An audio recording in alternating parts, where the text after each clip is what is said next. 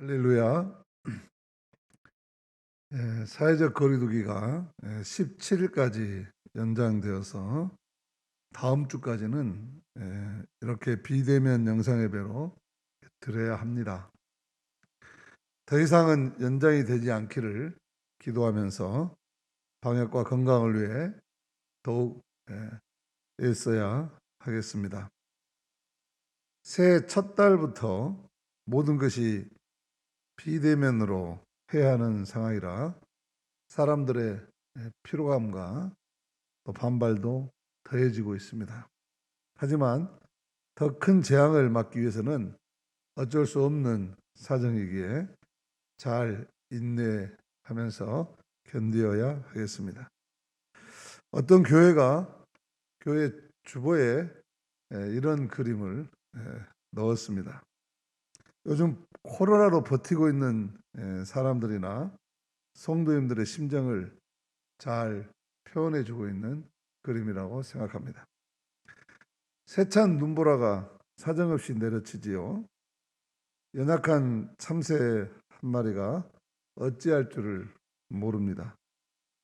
힘차게 날아올라서 상황을 뚫고 나갈 힘이나 용기도 없어 보입니다. 그렇다고 얼굴을 들고 당당히 맞서기조차 버겁습니다. 그러니 할 수 없이 저렇게 고개를 쳐박고 덜덜 떨면서 시련의 시기를 견딥니다. 이제 그만 봐도 되겠죠? 우리가 새해를 맞이했지만 아마도 2021년은 개인이나 또 교회적으로도 이 참새와 같이 견뎌야 하는 시간들이 많을 것입니다. 그래서 지금은 잘 견디어야 할 때입니다. 머리 쳐박고서라도 어쨌든 견뎌내야 합니다. 때로는 인생과 역사에서 견디는 것 자체가 아름다울 수 있습니다. 견디다 보면 눈보라 폭풍 속에서도 태양은 눈부시게 떠오를 것입니다. 저 그림을 보면 새가 고개를 쳐박고 기다리지만 우리는 고개를 숙이고 기도하며 견뎌내야 합니다. 북풍 한설 위에 떠있는 태양처럼 변함없이 우리를 향해 손 내미시는 주님의 은총을 기다리며 견뎌내야 하겠습니다. 우리가 하나님 앞에 정직하고 진실하게 살아가면서 지금의 현실을 견뎌내면 반드시 이 추운 겨울은 물러가고 마침내 마스크 던지고 활짝 웃을 날을 감격스럽게 맞이하게 될 것입니다. 경사이신이라는 말이 있습니다. 일을 경건하게 처리해서 믿을 만한 사람이 되라는 뜻입니다. 사도 바울은 무슨 일을 하든지 마음을 다하여 죽게 하듯 하라 합니다. 언제 어디서나 무슨 일을 하든지 하나님 앞에 경건하게 하듯 성심성의껏 해서 공동체나 사람들로부터 신임을 받는 사람들이 되라는 것입니다. 우리가 이렇게 경사이신의 마음으로 지금 어려운 상황을 잘 견뎌 나가면 이 고난의 시간이 지난 후에는 하나님과 사람들에게 믿음을 주는 공동체와 사람들로 존경과 사랑을 받게 될 것입니다. 반드시 그렇게 잘 견뎌내서 미래의 희망을 가져다주는 우리 성도님들이 다 되시기를 축복합니다. 제가 오늘 이런 말씀을 드리는 것은 사실 요즘 교회 지도자로 사는 것이 너무나 힘들기 때문입니다. 코로나 시대에 접어들면서 교회의 권위가 날개 없이 추락하고 있습니다. 세상 사람들은 교회에 대한 깊은 이해가 없으면 언론의 보도에 비평할 기준이 없습니다. 그래서 이단 종파를 비롯한 일부 타락한 교회들에 대한 언론의 아주 선정적이고 도전적인 보도를 보고 한국교회 전체에 대한 실망과 비난으로 이어집니다. 그래서 모든 면에서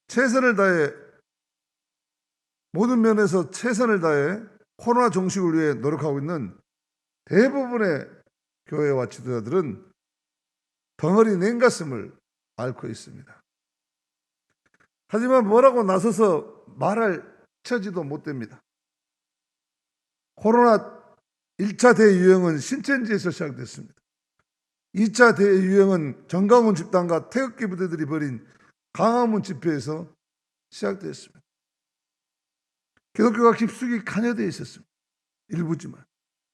그리고 3차 대유행은 유흥업소와 요양병원 등 집합시설에서 시작되었습니다. 그런데 최근에 상주의 열방센터와 인터콥 또 몇몇 교회들에서도 확산이 되어서 뭐라고 변명할 따질 말이 없습니다. 그래서 이제 또 종교시설이 마치 주범인 양 언론들은 희생양을 삼고 있습니다. 방역의 실패라든지 어려움이라든지 또 모든 뉴스를 몰아가면서 아주 블랙홀로 교회를 띄우고 선정적으로 비판하고 있습니다. 이런 와중에 얼마 전에는 사이비 교주가 장기간 아동 성폭행을 해서 충격을 주더니 급기야 정인이 아동 학살 사건의 살인 사건의 양부모가 목회자 자녀들이었다고 합니다. 이런 소식을 접할 때마다 또 싸잡아서 교회를 비난하는 목소리가 커지겠구나 하면서 왜 이런 종교 불량품들이 이렇게 많은지 답답하기도 하고 부끄럽기도 하고 화가 나기도 합니다.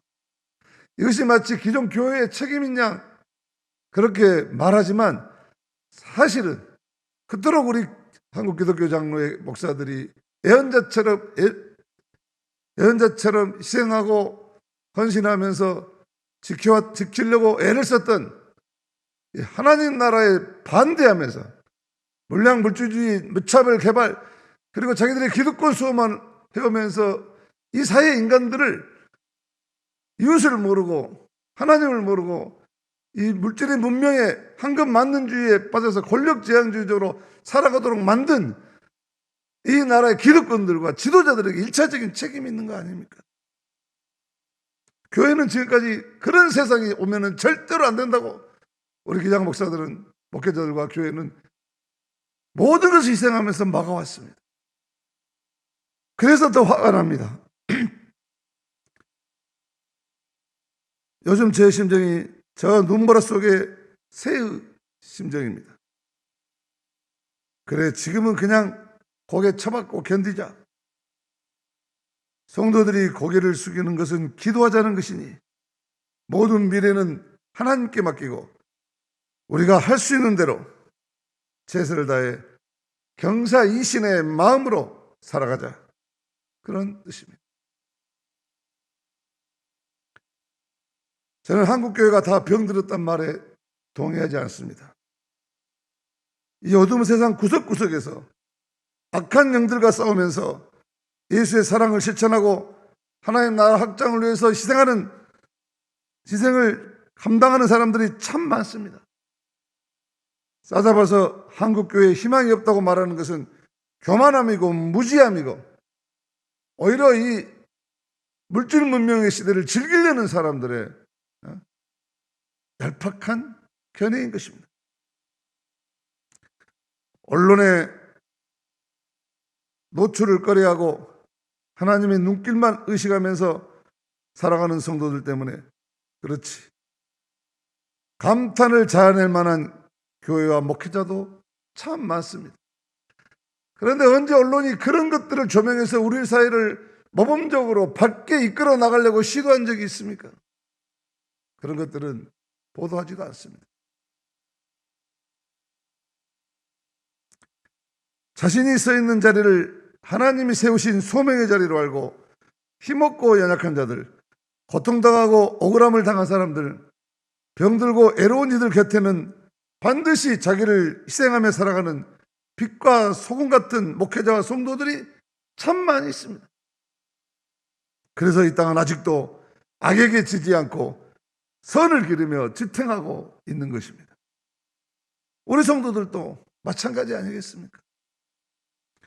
하나님은 아직도 이 땅에 바알에 무릎 꿇지 않는 7,000명을 남겨주셨습니다. 중요한 것은 우리가 이 소명에 충실하게 살고 있는가이겠습니다. 오늘 누가복음 말씀은 이러한 우리의 소명을 다시 한번 점검해 보라는 말씀입니다. 먼저 예수님은 앞을 못 보는 사람이 다른 시각장애인을 인도할 수 없다고 말씀하십니다. 39절 말씀입니다. 같이 읽습니다. 또 비유로 말씀하시되 맹인이 맹인을 인도할 수 있느냐? 둘이 다 구덩이에 빠지지 아니하겠느냐? 자신도 못 보면서 다른 시각장애인을 인도하는 사람들이 있었기 때문에 이런 말씀하신 것입니다. 이 자신도 시각장애인이면서 다른 시각장애인을 인도하는 자의 모습은 요한복음 9장에 잘 나타나 있습니다. 예수님은 나면서부터 소경된 자를 눈뜨게 하신 다음에 여기에는 눈 뜨고 있는 장님도 있다, 그렇게 말씀하셨습니다. 평소에 보고 있다고 생각하던 바리새인들은 예수님에게 우리가 맹인인가? 라고 물었습니다. 예수님은 너희가 맹인이 되었더라면 죄가 없으려니와 스스로 본다고 하니 너희 죄가 그대로 있느니라 말씀하였습니다. 예수님은 스스로 자신이 죄인임을 깨닫지 못하는 자가, 스스로 자신이 예수님 앞에 죄인임을 깨닫지 못하는 자가 영안이 열리지 않는 진정한 맹인이다 라고 하는 것입니다. 따라서 맹인이 맹인을 인도한다는 것은 자신의 한계와 죄를 모르고 끝까지 인간이 자신의 힘으로 자기의 구원을 이루려고 하는 사람, 이 사람도 맹인이지만 지도 그러면서 또 다른 사람도 자신의 힘으로 살아보려고 구원해보려고 다른 사람들을 부추기고 다른 사람들을 인도하려고 하는 사람도 그것도 맹인이라는 거죠. 결과는 둘 다 구덩이에 빠지는 것입니다. 잘못된 선생을 택함으로 심판에 이르게 된다는 말씀을 하신 것입니다. 이 맹인 이야기 뒤에는 예수님은 40절에서는 제자와 선생의 이야기를 덧붙입니다. 제자가 그 선생보다 높지 못하나 무릇 온전하게 된 다음에는 그 선생과 같아진다는 말씀입니다. 이 말씀은 인생을 제대로 살기 위해서는 좋은 길 안내자를 만나서 그 선생과 같이 같아져야 된다, 그런 말씀이죠. 아라비아 말로요, 스승이란 말은 사막에서 오아시스에서 다음 오아시스까지 이어지는 길을 안내하는 사람을 스승이라고 그럽니다. 사막의 난길은 이 모래바람이 한번 불고 나면 바로 사라져버리기 때문에 눈이 밝은 지형에 아주 잘 알고 있는 안내자와 스승과 동행해야 합니다. 그래야 살 수 있습니다. 인생도 그렇습니다. 길을 잘 아는 사람들을 만나야 됩니다. 사람들에게 거짓된 말씀을 가르치고 자신을 우상화하면서 두려움을 주입해서 옴짝달싹 못하게 만드는 사람들을, 아주 구체적으로 이야기하면 정가운 같은 사람들을 경계해야 합니다. 그들은 오아시스가 아니라 신기루로 우리를 안내하기 십상입니다. 많은 사람들이 그의 곁에 모여든다고 해서 그가 좋은 지도라고 생각하지 마십시오.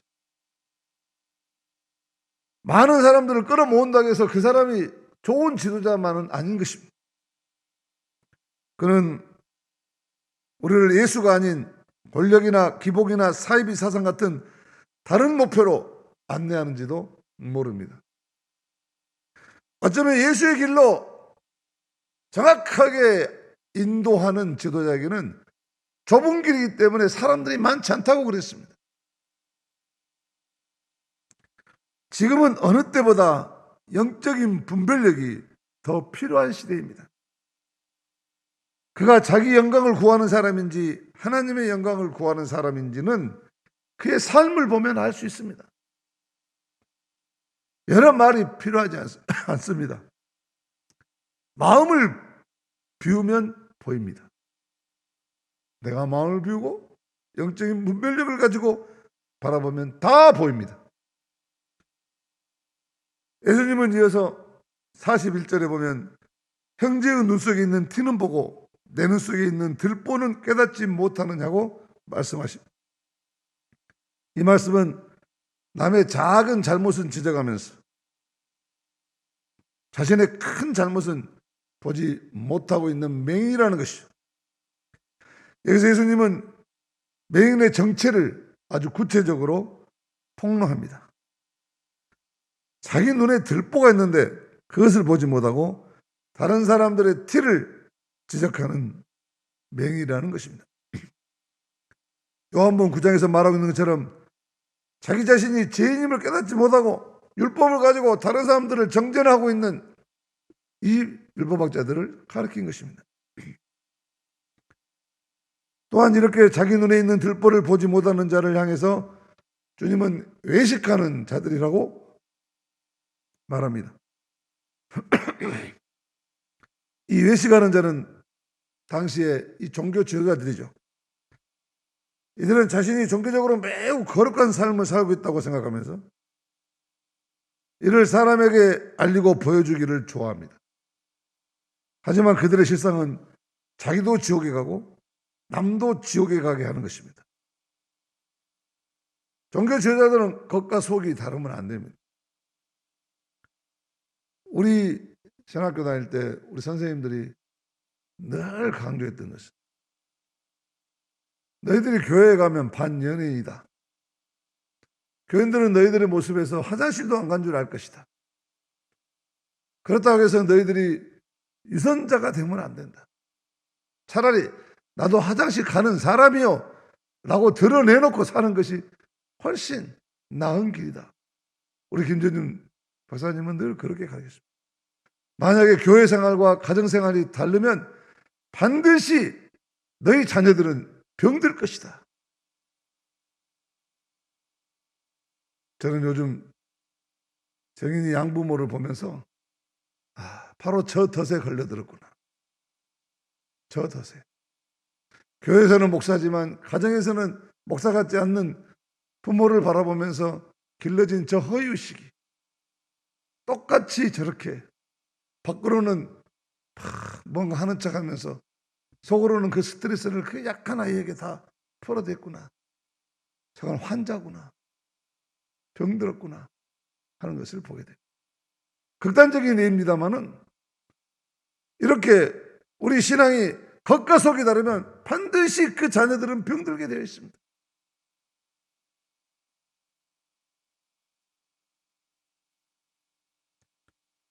외식하지 말라는 것입니다. 따라서 예수님의 가르침은 바른 스승을 따르라는 말이죠. 내가 바로 그 바른 스승이다. 외식하는 겉과 속이 다른 저 종교 지도자를 따라가다가는 절망이다. 너희들은 나를 따라라 라고 말씀하고 계시는 것입니다. 끝으로 44절 이하에서 예수님의 설교는 열매 맺는 나무에 대한 이야기로 넘어갑니다. 겉모양만 그럴듯하게 폼만 잡는다고 그게 좋은 나무가 아니래. 열매가, 그게 삶에 열매가 있어야 된다. 좋은 나무는 좋은 열매를 맺고 나쁜 나무는 나쁜 열매를 맺는다고 하십니다. 너무나 지당하신 말씀이죠. 예수님은 나무와 열매의 관계처럼 마음이 선한 사람은 그 안에서 선이 나오고 마음이 약한 사람은 거기서 악이 나올 수밖에 없다는 것이죠. 마음에 가득한 것이 또한 그 입을 통해서 나온다는 말씀입니다. 그러므로 나무와 열매의 관계처럼 예수님 안에 거함으로 좋은 열매를 맺으라고 하는 것입니다. 지금까지 우리는 예수님의 평지 설교를 종합해 보면 이와 다음과 같습니다. 예수님은 자신을 따르려는 자들에게 제자의 삶은 어떠해야 하는가를 설명해 주셨죠. 원수를 사랑하고 남이 원하는 것을 물론이고 요구하지 않는 것과도 더 주는 자가 되라고 하시고, 그러나 이런 일은 정말 어렵기 때문에 자기 스스로의 힘으로 제자가 절대로 될 수 없음도 깨닫게 하십니다. 자신의 힘으로 할 수 있다고 가르치는 것은 맹의를 인도하는 것이라는 것입니다. 이런 지도자들은 자기 눈에 있는 들보는 보지 못하고 남의 눈에 작은 티만 지적한다는 것입니다. 이 사람들은 율법을 다 지킬 능력이 없기 때문에 유선적으로 살아갑니다. 그렇기 때문에 자기 눈에 들보가 있음을 깨닫고 들보를 빼내는 날마다 회개와 성령을 의지하는 날마다 성화의 삶을 살면서 눈뜬 자가 되어서 살라는 것입니다. 예수님을 믿음으로 그래서 구원에 이르는 제자가 되라고 말씀하신 것입니다. 한 젊은이가 선생을 찾아와서 물었습니다. 무엇이 참된 종교입니까? 스승은 대답 대신 한 이야기를 해줍니다. 옛날에 마법의 반지가 하나 있었는데 이것을 지닌 사람에게는 자비와 친절과 관용이라는 세 가지 능력이 나타난다. 반지 임자가 죽게 되자 세 아들이 저마다 자기에게 반지를 달라고 했습니다. 노예는 이 아버지는 그럼하고 약속하고 솜씨 좋은 장인을 불러다가 똑같은 모양의 반지 3개를 만들어서 2개를 더 만들어 가지고 죽기 전에 세 아들에게 다 나눠주면서 너만 이걸 준다 그러고 줬단 말이에요. 근데 부모가 돌아가시고 나서 보니까, 아버지가 돌아가시고 보니까 반지를 다 끼고 있는 거예요. 그래서 결국 판사에게 가서 어떤 것이 진짜인지 좀 구별해 달라고 재판에 붙었습니다. 판사가 말합니다. 이거 육안으로는 참 구별하기 어렵습니다. 근데 한 가지 제가 판결을 내릴 수 있는 것은 이 반지가 자비와 친절과 간용이 나타난다고 했지 않습니까? 여러분 중에서 누가 자비와 친절과 간용이 나타나는지 그거 보면 그 사람이 진짜 반찬인지 알 수 있을 겁니다. 그렇게 판결을 내렸습니다. 그러니까 이제 그날부터 이 세 아들이 자기가 낀 반지가 진짜라고 하는 것을 증명해 보려고 그날부터 자비롭고 그날부터 친절하고 그날부터 누구나 다 용서하면서 아주 너그럽게 처신하면서 살았다는 이야기입니다. 그렇습니다. 참된 종교는 이 세 아들 이야기와 같습니다. 어느 종교든지 그 교인들이 자비와 친절과 간용의 모습으로 살아가면 그 사람이 참 신앙이냐. 그런 열매를, 자비와 친절과 간용의 그런 열매를 보이지 않으면 그것은 하나님이 주신 종교가 아니다 그 말이죠. 성도는 주님의 가르침이 진짜라고 하는 것을 세상 사람들 앞에서 보여주는, 입증하는 사람들이어야 합니다. 추락하는 것은 날개가 없다더니 오늘 한국교 형편이 그렇습니다. 그러나 우리는 다시 시작해야 합니다. 남을 가르칠 것 없습니다. 우리가 먼저 더 성화롭게 변화되어 가야 합니다. 병자를 치유하고 악한 세력을 내쫓고 소외된 이들의 벗이 되어주고 하나님 나라를 추구하기 위해 혼신의 힘을 다할 때 사람들은 우리를 통해 하나님이 살아계심을 비로소 깨닫고 알게 될 줄로 믿습니다. 올 한 해도 우리 인생과 신앙의 나무에 좋은 열매가 주렁주렁 열리게 되기를 축복합니다.